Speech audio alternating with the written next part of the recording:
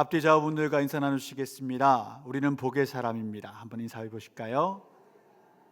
아멘. 오늘 우리가 창세기 3장을 읽었는데 이때도 이 타락의 순간에도 하나님은 이들에게 복을 주십니다. 참 역설적이게도 하나님 마음에 큰 상처를 입었는데 하나님께서 정말로 이들 때문에 마음에 큰 상처를 입으셨는데 3장을 보면 또한 그들을 위한 복을 준비하심을 보게 됩니다. 여러분들 혹시나 새 옷을 샀어요? 이쁜 새 옷을 사셨습니다. 비싼 돈 주고 백화점 아니면 아울렛 가서 조금 할인율이 높은 그런 옷을 샀습니다. 집에 들고 왔는데 어머, 내가 보지 못했던 얼룩이 있어요. 입고 다니시겠습니까? 아니, 입고 다니실 거예요? 아니면 막 터져 있어요.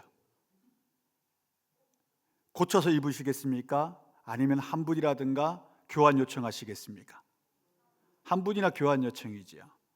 하나님에게는 죄가 그런 겁니다. 큰 죄든 작은 죄든 문제가 안 됩니다. 그것은 고칠 수 없습니다.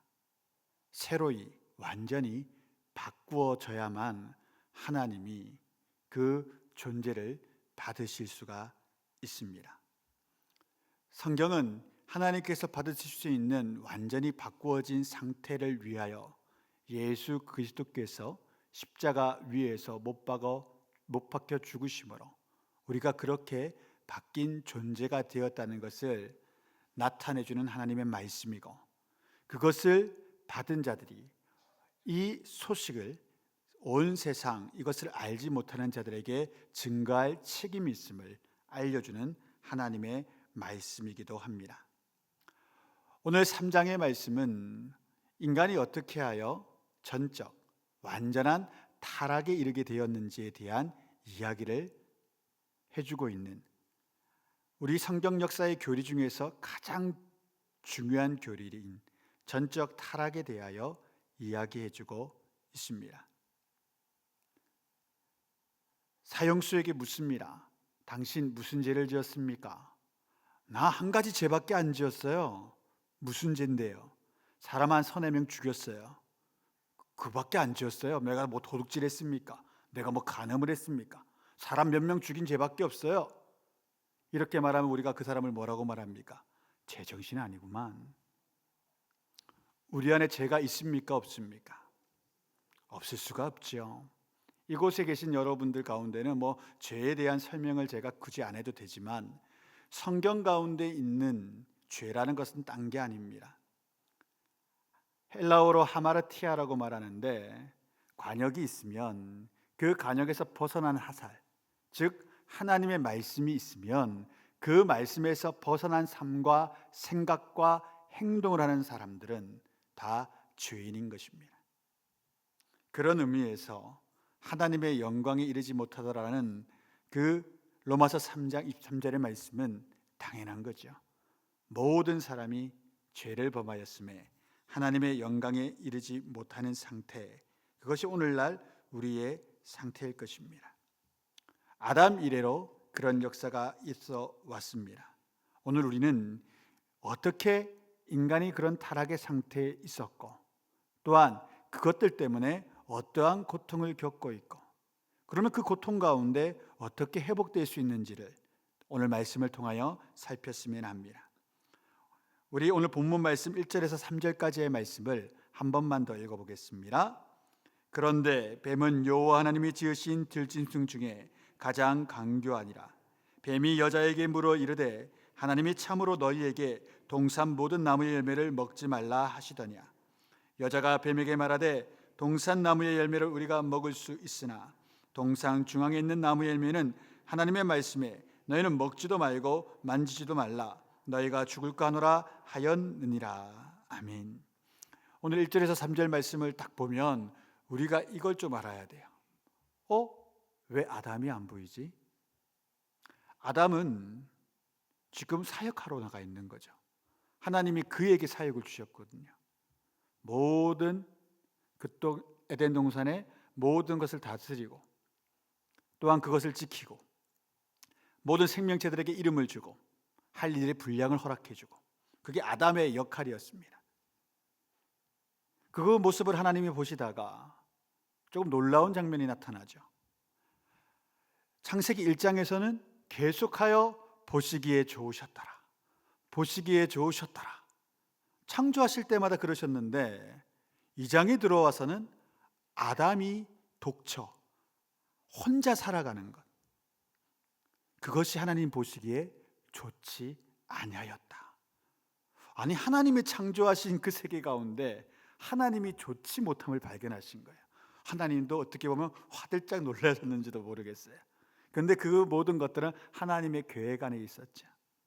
아담도 깨닫고 하나님도 깨닫게 하셔서 그 아담이 독처함이 하나님 보시기에 좋지 않자 그를 돕는 배필로, 이게 굉장히 중요합니다. 돕는 사람으로 하와를 창조하셨죠. 그런데 보세요, 오늘 도와주어야 될 그 사람이 도움받을 사람 앞에서 멀리 떨어져 있어요. 도우라고 보냈는데 안 돕고 혼자 있는 거예요. 아마도 아담이 너무 사랑하다 보니 힘들어 그러면 쉬어라. 죄송합니다, 연기를 이상하게 해가지고 저도 깜짝 놀랐네요. 그래 쉬어라 이렇게 했는지 어떤지 모르겠지만 하와가 혼자 있어요. 아담이 다스리는 자였거든요. 하와는 돕는 자고, 뱀이 다스리는 자 앞에 오지 않았어요. 누구에게 오냐? 하와에게 왔죠. 이때는 뱀은 우리 요한계시록에 나온 것처럼 옛 뱀, 곧 큰 용이라고 말합니다. 여러분, 성경 읽을 때 조금 놀라셔야 돼요. 왜? 용의 존재를 실존하는 것으로 기록한 것이 성경책입니다. 상징적이겠지. 아니요, 용의 존재가 있습니다. 그 말씀이니까 여러분 좀 믿으셔야죠. 인류 보편적으로 용에 대한 설화가 있고 신화가 다 있습니다. 어느 나라에나 어느 민족에게나. 봉황은 중국에만 있고 동양에만 있어요. 그죠? 또 서양의 어떤 괴물들의 이야기도 그 나라에만 있는 게 있어요. 그런데 놀랍게도 용에 대한 이야기는 전 인류에게 보편적으로 다 있어요. 이 생물에 대한 이야기가. 오늘 이건 중요한 건 아니지만 아무튼 이 뱀에게, 이때 얘한테는 팔다리가 다 있었습니다. 심지어 깃털이 있었는지도 모르겠습니다. 어떤 형태인지는 몰라요. 아무튼 지금의 뱀과는 다르죠. 이 뱀이 이렇게 말씀하고 있어요. 들짐승 중에 가장 강교하니라, 지혜롭고 간악하니라. 한마디로 말하면 에덴 동산 중에서 아담 다음에 층위에 있는 자가 뱀이었던 거죠. 뱀이 하와에게 와서 묻습니다. 물음이 재밌습니다. 물음부터가 잘못된 물음이거든요. 1절 보면 동산 나무의 열매를 먹지 말라 하시더냐. 동산 모든 나무의 열매를 먹지 말라 하시더냐. 하나님은 선악과 하나만 먹지 말라 했는데 틀린 질문으로 물으러 오는 거예요. 아이고, 하나님이 동산 나무 열매 다 먹지 말라 했어? 여러분, 사기꾼들이 항상 이렇게 다가옵니다. 우리가 뻔히 아는 걸 모르는 것처럼 다가오죠. 그래서 우리하고 물꼬를 떠요. 아유, 이 무식쟁이, 이것도 몰라? 그거 내가 아는데 그거 틀렸어요. 당신이 금방 한 말. 내가 이야기 한번 해줄게. 그러면서 그 사람하고 막 제가 뭔가를 가르쳐 주잖아요. 5분 뒤 10분이든 그 사람 몰랐던 것을. 그러면 이미 대화가 10분, 20분 지나가 버리죠. 그거 설명하는 동안. 사기꾼들은 다 알면서 그렇게 이야기해요. 어머 사모님, 어머 나 그거 몰랐네. 내가 전문가라고 해놓고 사모님 내가 이거 하나도 몰랐네. 사모님 너무너무 똑똑하셔요. 그럼 이것도 좀 가르쳐줘 보세요. 이러면 이야기가 되잖아요. 나보고 똑똑하대. 이러면서 이야기가 진행되잖아요. 사탄이 지금 그렇게 나오는 겁니다. 하와는 아담의 돕는 배필이었기 때문에 이들보다 높은 지위에 있었죠. 그런데 그보다 못한 자가 엉뚱한 말을 하는 거예요. 정말 아무것도 먹지 말라 하셨냐? 그런데 하와가 직접 들은 건 아니고 이 음성은 아직 창조되기 전에 하나님께서 말씀하신 거기 때문에 하와가 아담으로부터, 남편으로부터 들었던 이야기죠. 그런데 하와도 이상해요. 2절 3절 보면 이렇게 말하잖아요. 뱀에게 말하되 동산 나무 열매를 우리가 먹을 수 있으나 동상 중앙에 있는 나무의 열매는 하나님의 말씀에 너희는 먹지도 말고 만지지도 말라 너희가 죽을까 하노라.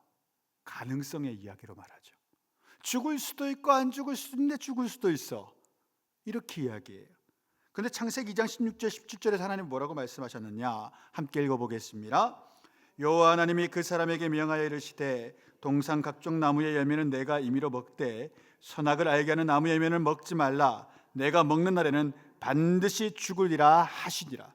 반드시 머스트예요. 그런데 메이비예요. 반드시 죽는다 하셨는데 하와는 이렇게 할 수도 있고 라고 이야기를 해요. 이미 사탄과의 대화 가운데, 뱀과의 대화 가운데 믿음이 옅어지는 거예요. 여러분 그런 경험 해보셨습니까? 세상 사람들과 막 이야기를 많이 하고 교제를 많이 하다 보면, 교제하지 말라는 건 아니에요. 근데 교제를 많이 하시다 보면 세상의 가치에 그리스도인들이 물듭니다. 제가 그런 동네에 살아봤거든요. 막 애들 공부 학습 그러면 엄마들이 불안해해요. 와, 저 집은 저렇게 한다는데, 자기도 수백만 원 들여가고 유치원 보냈는데 저기는 수천만 원 보내가지고 막 국제학교 그런데 유치원 보내면 막 갈등해요. 내가 지금 아이를 잘못 키우고 있는 게 아닌가.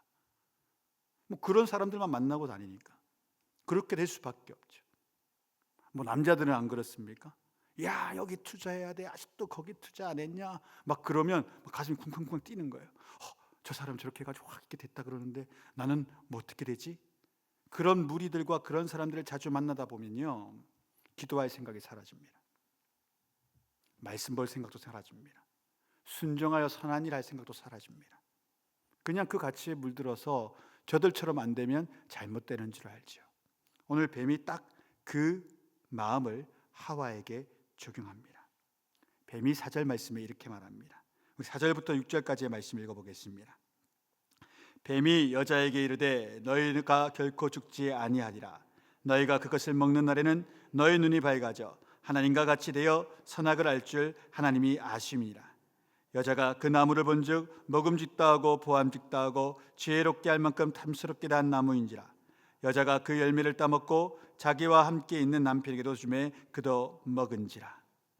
지난 월요일 날 도은미 목사님이라고 가정사역의 한국의 일대 분이죠. 아버지 학교를 창설하셨던 분이니까 그때 지도도 목사님으로 계셨던 목사님이 또 저희 방주교 반태호 목사님이었고요.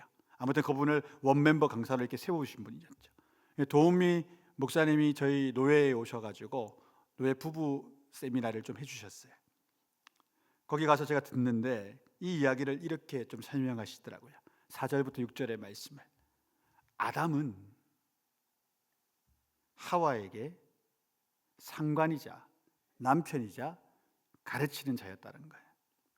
그렇지 않았겠습니까? 하와가 딱 태어났는데 아담과 같은 지능으로 태어날 수는 없었을 거 아니에요. 왜? 학습이 안 됐으니까. 아담에게 묻는 거예요.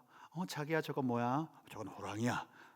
어머 자기야 이건 또 뭐야? 이건 바나나야. 계속 묻는 거죠. 그게 여러분들에게도 있죠. 없으십니까?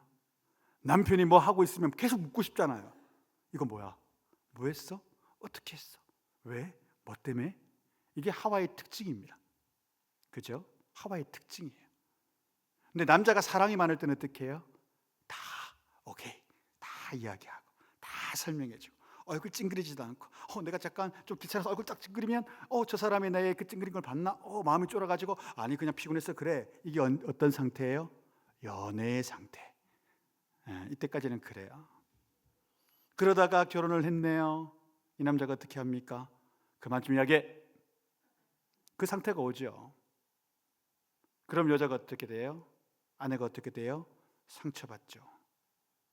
그러면서 화가 나고 떨어지게 되고 뭐 그럴 수도 있다라는 거예요. 지금 이 하와가 어떻게 보면 그런 상태는까지는 아니지만 남편을 돕고자 하는 마음에서 선악과를 뱀이 주려 할 때 그 마음이 되는 거예요. 더 이상 안 물어도 되겠지. 하나님처럼 된다고? 지혜롭게 된다고? 그러면 내 남편에게도 좋고 내게도 좋은 거 아니야. 이러한 유혹, 그리고 무엇보다 중요한 거, 얘들 안에 욕심이 들어가요. 우리가 하나님과 같이 될 수 있다고. 하나님에 대한 신뢰가 사탄 뱀과의 이야기 가운데서 무너져 내려요. 우리가 아까도 제가 말씀드렸지만 세상 사람들과 이야기하고 그들이 가지고 있는 가치관을 물들게 되면 하나님에 대한 신뢰가 무너져요. 그래서 내게 물질이 없으면 못 살 것 같고, 내가 아이를 이렇게 교육 안 시키면 저 아이 망할 것 같고, 내가 이렇게 살지 않으면 복을 못 받을 것 같고, 이 모든 두려움이 어디서부터 나오느냐? 하나님을 신뢰하지 못할 때 와요. 모든 문제에 해결하시는 분이고 해결자는 하나님이신데, 그 하나님에 대한 신뢰가 세상과 사탄과 이야기하다 보면 우리 인간의 마음에서 무너져 내려요. 여기서 사탄이 그걸 말하는 거예요. 뱀이 그것을 말하는 거예요. 너희 눈이 밝아져 하나님과 같이 되기 때문에 선악을 알아 하나님처럼 될까 하여 저거 먹지 말라 한 거야. 하나님에 대한 신뢰부터 무너뜨려요. 그럼 인간은 망합니다. 사랑하는 성도 여러분, 하나님을 지금 어떻게 믿고 계셔요? 내 하나님 내게 이렇게 하셔가지고 나를 이렇게 안 좋게 하시고 나를 이렇게 힘겹게 하시고, 하나님 그런 분이셔. 기도해도 소용이 없고 예배드려도 소용이 없고, 하나님 나한테 이렇게 안 하실 것 같아. 이런 조바심, 이런 어려움, 이런 아픔이 있으십니까? 그때가 우리가 시험이 들었던 단계입니다. 내 하나님은 내게 역사하지 않을 것 같아. 내 살 길 내가 찾아야지. 기도하기보다 내가 노력하고, 예배드리기보다 세상적인 방법을 찾아가고, 말씀을 배우고 하나님 방법대로 살기보다 세상의 방법들을 찾아가서 척척 해결하고 싶은 마음. 왜? 세상의 사람들이 그렇게 살아가니까, 그렇게 하니까 잘 되는 것 같으니까 나도 그렇게 살아가리라. 그것이 선악과를 따먹던 하와의 마음입니다. 하나님을 믿지 못하는 거예요. 뱀이 그렇게 꼬드겼는데 하와가 그것을 딱 따고 먹었습니다. 그런데 웬일? 안 죽었네요. 이건 하나님의 인자하심이죠. 반드시 죽지만 당장 죽이시는 건 아니시거든요. 여러분, 큰 죄를 한번 지어 보십시오. 짓기 전까지는 두렵습니다. 하나님을 섬기는 사람들은. 이거 어떻게, 내가 이런 죄를 어떻게 지어? 하나님 나를 가만 두시겠어? 안 되지, 안 되지.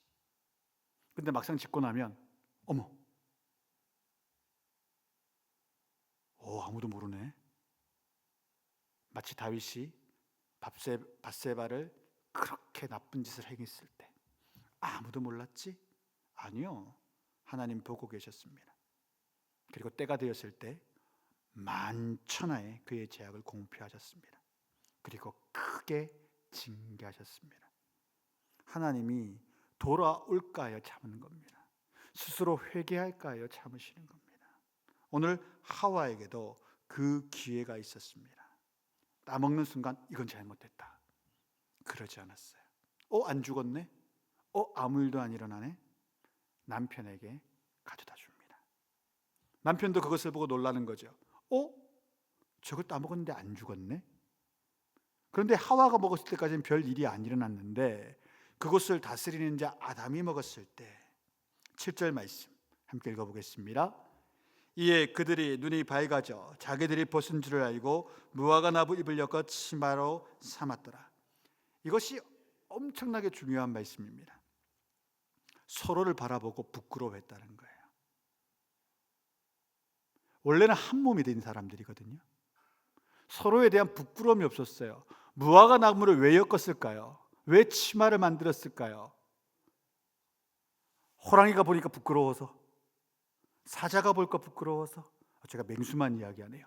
저 키 큰 기린이 볼까 무서워서? 아니요, 자기들이 서로를 쳐다보는데 부끄러운 거예요.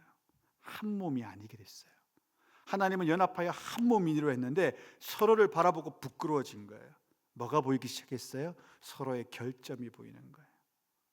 사랑하면 결점이 보입니까? 장점이 보입니까? 좋은 말을 할 때 이야기 좀 해주세요. 사랑하면 장점만 보여요. 제가 결혼 이렇게 주례 하다 보면 친구들이 오잖아요. 물어요. 왜 결혼하냐? 그럼 여자애들이 하나같이 이렇게 말해요. 우리 오빠 너무 착해요. 그래 알았다. 착한 건 그렇다 치고 그것도 뭔데?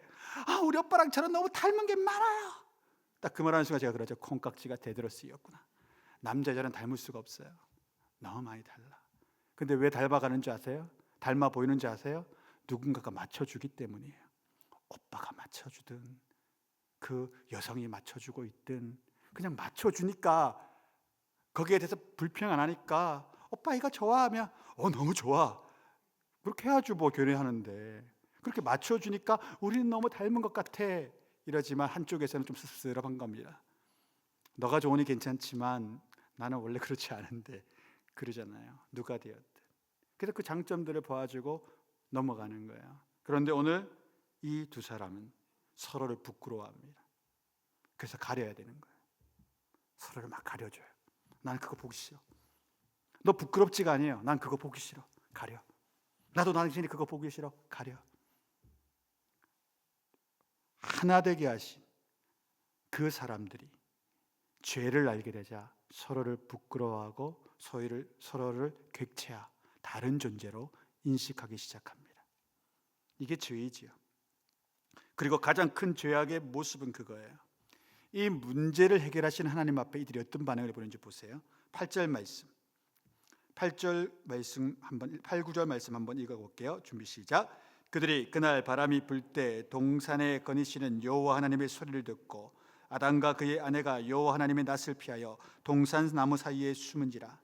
여호와 하나님이 아담을 부시며 그에게 이르시되 내가 어디 있느냐. 우리 하나님은 우리의 문제를 해결하시는 하나님이시고 우리에게 구원을 주시는 하나님이시고 우리에게 사랑을 주시는 하나님이신데 죄가 인간 속에 들어가자 하나님을 피해요.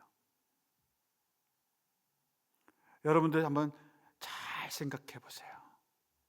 아이들 4-5살 때 여자아이들은 그런 일이 없지만 5살짜리 꼬맹이는 범죄 현장에 한 상이 있습니다. 남자아이들은 무언가를 깨고 아빠의 책을 찢었어요. 그러면 아빠 책장에 그 책을 몰래 딱 갖다 놓죠. 안 찢었어. 아빠 책 새 책 안 찢었어. 하지만 아빠가 그쪽으로 딱 가면 어떤 일이 벌어져요? 긴장 감히 옆에는 모르지만 뒤에서 숨어봐요. 저 책만 안 꺼내면 돼요. 하나님 저 책만 안 꺼내게 해주세요. 다들 숨습니다. 하지만 지켜보죠. 똑같아요.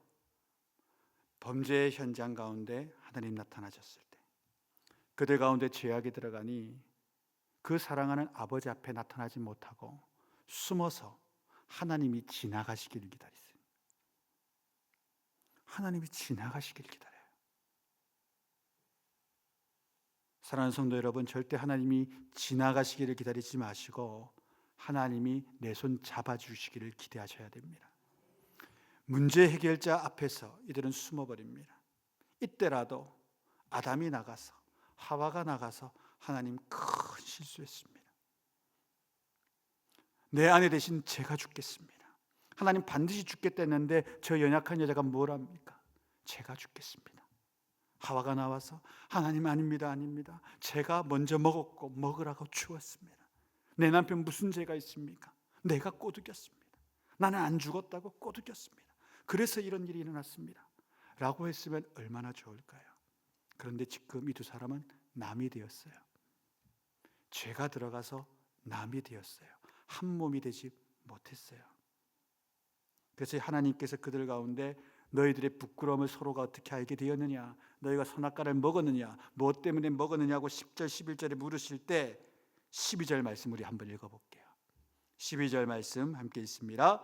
아담이 이르되 하나님이 주셔서 나와 함께 있게 하신 여자 그가 그 나무 열매를 내게 주므로 내가 먹었나이다. 여자 그가, 어순은 좀 바꿔놨지만 진짜 어순 이거예요. 그 여자가 혹은 저 여자가 내 살 중에 살이요 뼈 중에 뼈라고 말했던 그녀를 향하여 죄가 들어가니 완전 분리가 돼요. 그리고 남처럼 돼요. 아니 남이죠. 저 여자가, 그 다음에 하나님이 죄 만들어줬잖아요. 모든 삶의 문제의 이유를 다른 곳으로 손가락질합니다. 이게 죄인의 가장 큰 특징입니다. 보통 성숙한 사람은 어떤 일이 벌어집니까? 가정 가운데 어떤 일이 딱 벌어져요. 성숙한 남편은 뭐라고 말합니까? 절대 이렇게 말하지 않죠. 아니 여성이 당신이 말이야 그걸 못해가지고 말이야 이렇게 된 거 아니야. 저도 비성숙하여 그렇게 말할 때가 있습니다. 주여. 근데 대부분은 그렇지 않아요. 대부분은 제가 이렇게 말 내가 기도하지 못했기 때문이다. 이건 내가 좀 그런 것 때문이다. 그 다음에 그런 말하고도 금방 사과를 하긴 합니다. 저 뒤에 계신 여인에게 내가 실수했어요. 내가 좀 흥분했어요. 그런 적이 있지만 진짜 은혜가 있고 죄가 없으면 그렇게 말하죠. 나한테서 문제를 찾아요. 아, 이런 일이 일어난 건 내 기도가 부족했기 때문이지. 내가 이거 갖다가 깊게 생각하지 못하고 그때 이렇게 그냥 해라고 말한 내 잘못이구나. 그렇게 이야기가 되죠. 그런데 죄가 있으면, 우리 안에 죄가 있고 가정 가운데 죄가 있으면 서로를 탓합니다. 이 원가정이 그렇게 깨지는 거예요. 얘들 나중에 어떻게 회복할까요? 걱정스러워요. 저 여자가 먹으라고 그랬습니다. 그런데 먹으면 죽는다 했는데 아담 이 말은 뭐예요? 아담이 왜 이 말을 했을까요? 나 죽기 싫어요. 저 여자가 죽어야죠. 지금 그 말하고 있는 겁니다. 충격적이지 않습니까? 그냥 깨져버려요. 죄가 들어오면. 13절 여인이 이제 말합니다. 13절 말씀 함께 읽겠습니다. 여호와 하나님이 여자에게 이르되 내가 어찌하여 이렇게 하였느냐. 여자가 이르되 뱀이 나를 깨물어 내가 먹었나이다. 이제 뱀한테 손가락질해요. 깨긴 했는데 결과적으로 누가 먹은 거예요? 내가 먹은 거잖아요. 누가 갖다 줬어요? 자기가 갖다 줬잖아요. 그런데 이 모든 것도 남 탓인 거예요. 자기 반성이 없고 하나님을 향하여 나는 회개도 없고 그저 다른 존재들 때문에 우리가 일이 되었다라고 이야기해요. 사랑하는 성도 여러분, 삶 가운데 어려움이 있을 때, 뭔가가 닥쳤을 때 한 번은 점검해 보셔야 됩니다. 하나님 앞에서. 하나님, 제가 아무리 이걸 살펴봤는데 내 안에 어떠한 것들이 결점이 없는데, 그런데도 이런 일이 일어났는데 하나님, 그렇다면 이건 무엇입니까? 혹은 내가 못 보는 것이 있어서 그런 것이 있다면 하나님 포기하십시오. 그런데도 하나님께서 아니야, 너에게 어떤 문제가 있어서 그런 거 아니야. 그러면 여러분, 날 때부터 소경으로 태어난 자를 기억하셔야 됩니다. 저가 소경이 된 것이 부모의 죄 때문입니까? 저 사람의 죄 때문입니까? 바리새인들이 이야기할 때 예수님 뭐라고 말씀하셨습니까? 아니라 하나님의 영광을 위하여 저가 소경이 되었느니라. 우리 가운데 어떤 일이 일어나고 어두운 일, 안 좋은 일, 힘든 일이 일어날 때 여러분 어떻게 사고하셔야 됩니까? 아무리 내가 깊게 생각해도 하나님, 크게 제가 잘못한 게 없습니다. 거룩하게 기도해왔고 거룩하게 예배해왔고 뭐 하나 잘못될까 조심하여 하나님 앞에 겸비하고 살아갔는데 왜 이런 일이 일어났습니까? 이때 여러분 기억하세요. 그렇다면 이 일로 하나님이 영광 받으시기를 원합니다. 그 믿음으로 바꾸세요. 하나님, 이 안 좋은 일이 변하여 하나님 앞에 영광되는 회복의 일로, 다른 사람에게 내가 간증하는 일로 변화되게 사용되게 쓰임받게 하여 주옵소서. 우리 행복이라는 찬양이 있잖아요. 지선주 전사님이 만드셨잖아요. 그 찬양 가사를 지었던 그녀가 말했던 게 그거죠. 어릴 때부터 부모님에게 버림받았어요. 그래서 큰아버지 댁에 가서 키움받았어요. 근데 큰아버지 댁에서 엄청나게 박해를 했어요. 어린 소녀가 자라나는데 밥도 제대로 안 주고 공부도 못하게 하고 얼마나 마음이 무너져요. 교회 가서 그래도 하나님 찬미하고 악기 다루는 거 이렇게 근사하게 또 열심히 교회 가는 게 거기서는 다 허락해 주니까, 교회는 다 허락해 줘요. 그렇지 않습니까? 누군가 와서 나 피아노 배우고 싶은데 저 피아노 쳐도 될까요? 야, 저게 얼마짜리인데 네가 치냐? 그렇게 안 해요. 쳐봐. 그런데 피아노도 칠 수 있어요? 쳐봐. 괜찮아. 그 상황을 알면 치라고 그러죠. 물론 걔가 치는 게 망치로 두드려 치는 게 아니잖아요. 연주를 하는 거잖아요. 그러니까 너무너무 제가 교회에서 인정받고 사랑받으니까. 그러다가 어떤 분이 본 거예요. 재능 있네. 나 외국으로 유학 보내줄게. 외국 유학 갔다 왔어요. 그래서 찬양사역자로 열심히 일하죠. 그런데 찬양사역 하다가 첫째 둘째를 낳고 자기는 머리 말리고 있는데 첫째 아들이 5살짜리 아들이 목욕 샤워하고 나와가지고 엄마 하는데 저리 가서 놀고 있어 했는데 애가 물 묻은 손으로 젓가락에다가 그냥 코드를 팍 꼽아줬잖아요. 전기 코드를 꽂았잖아요. 이 모든 게 다 날아가 버렸잖아요. 첫째 아들이 감전이 되고 다 탄내가 올라오고 아이는 기절하고 거품을 물고. 그럴 때 여러분은 어떻게 생각하시겠습니까? 이 무슨 저주인가? 이 무슨 말도 안 되는 하나님의 허락하심인가? 그렇게 무너지겠습니까? 그 아들을 안고 끌리려고 가고 그 가운데 있을 때 지선 전도사님이 간증한 게 그거죠. 이 또한 하나님의 은혜라. 이 고난을 통하여 또한 우리 가정을 사용하시고 회복케 하시리라. 그 회복을 그때부터 노래한 거예요. 광신 아닙니다. 맹신 아닙니다. 신실한 하나님을 의지하는 겁니다. 그리고 그 아들은 얼굴 지금 잘생겼어요. 저는 얼굴 못 났을까 봐, 큰 장애 있을까 봐 걱정했는데 손에는 물론 그 흔적이 남아있지만 신체 어디에도 지금은 흔적이 없어요. 건실한 청년으로 성장을 했죠. 사랑하는 우리 방주 성도 여러분, 기억하십시오. 그 어떠한 경우에도 아이고 찬성 성도 여러분 자 왜 이러지? 아버지 용서하십시오. 그걸 기억하십시오. 뭘 기억하느냐? 내가 제 가운데 있었어도, 제 가운데 있을지라도, 내 가운데 문제가 있을지라도 무조건 하나님께 나는 나아간다. 하나님을 절대 피하지 않는다. 나는 무조건 하나님 손을 잡는다. 그 첫 번째 약속하시고, 두 번째 내 삶 가운데 어떤 일이 일어난다 하더라도 그걸 통하여 하나님께서 내게 영광 받으시리라. 그 두 가지만 신실하게 믿고 있어도요, 우리는 삶 가운데 거대한 승리를 바라봅니다. 왜요? 하나님은 그런 자들을 사랑하시고 아끼시고 그런 자들과 일하기를 원하시기 때문입니다. 그런 복이 저와 여러분 가운데 있기를 주의 이름으로 축원드립니다. 오늘 14절 15절 말씀 한번 보겠습니다. 14절 15절 함께 읽습니다. 여호와 하나님이 뱀에게 이르시되 내가 이렇게 하였으니 내가 모든 가축과 들의 모든 짐승보다 더욱 저주를 받아 배로 다니고 살아있는 동안 흙을 먹을지니라. 내가 너로 여자와 원수가 되게 하고 내 후손도 여자의 후손과 원수가 되게 하리니 여자의 후손은 내 머리를 상하게 할 것이요 너는 그의 발꿈치를 상하게 할 것이니라 하시고. 우리 이 말씀 기억하시면서 이사야 7장 14절 읽겠습니다. 그러므로 주께서 친히 징조를 너희에게 주실 것이라. 보라, 처녀가 잉태하여 아들을 낳을 것이요 그의 이름을 임마누엘이라 하리라. 여자의 후손 마리아에게서 나신 예수님을 의미하시죠. 놀라운 이야기입니다. 범죄의 순간 하나님은 우리를 살릴 계획과 이야기를 하십니다. 범죄를 심판하시는 그 자리에서 하나님은 너희의 구원과 살 길을 이야기하십니다. 우리가 죄를 지었더라도 낭망하고 하나님 앞에 두려워 떨지 말 것은 우리를 그때 나무라시는 그 순간에도 살 길을 열어주시고 구원의 길을 반드시 열어주십니다. 그렇기 때문에 그런 순간에도 하나님 떠나시면 안 된다는 거예요.